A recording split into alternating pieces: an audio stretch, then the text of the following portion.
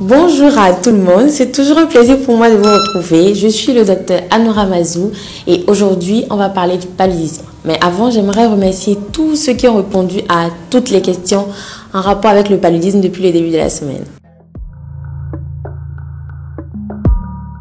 On parle toujours autant du paludisme parce que c'est une maladie potentiellement mortelle, mais également parce que le paludisme est une maladie qui représente à lui seul 1/5 de la mortalité infantile.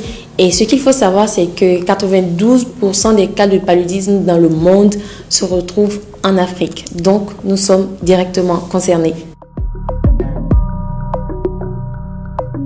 C'est une question à laquelle j'aurais aimé répondre oui, mais la réalité est que des pays comme le Bénin, le Togo, le Niger sont des pays en zone endémique, c'est-à-dire que le paludisme est présent sur toute l'étendue du territoire toute l'année. Mais une chose est certaine, c'est que les firmes pharmaceutiques, les professionnels à divers niveaux, les chercheurs, les grands laboratoires font de leur mieux pour éradiquer cette maladie. Quand vous pensez que vous avez des symptômes du paludisme, 3 options s'offrent à vous. La première, c'est de faire un test sanguin appelé goutte épaisse pour connaître le nombre de parasites du paludisme présents dans votre sang.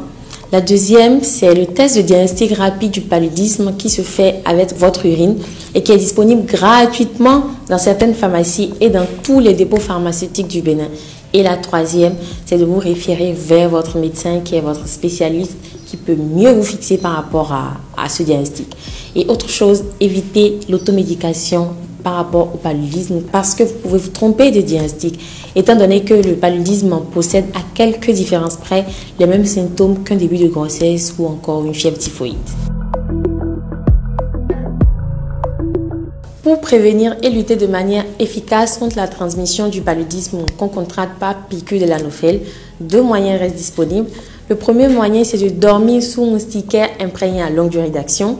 Et le second moyen, c'est de pulvériser de façon régulière nos habitations. Il reste disponible des molécules antipaludiques pour prévenir la maladie.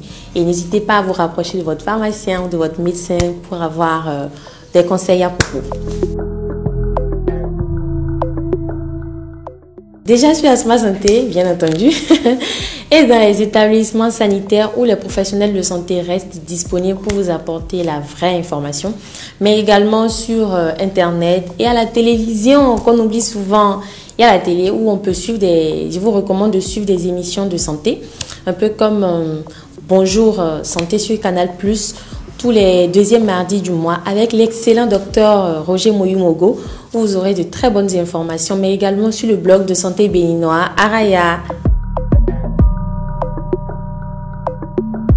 Alors, nous voici déjà à la fin. J'espère que vous avez aimé et en attendant de vous retrouver la prochaine fois, prenez soin de vous.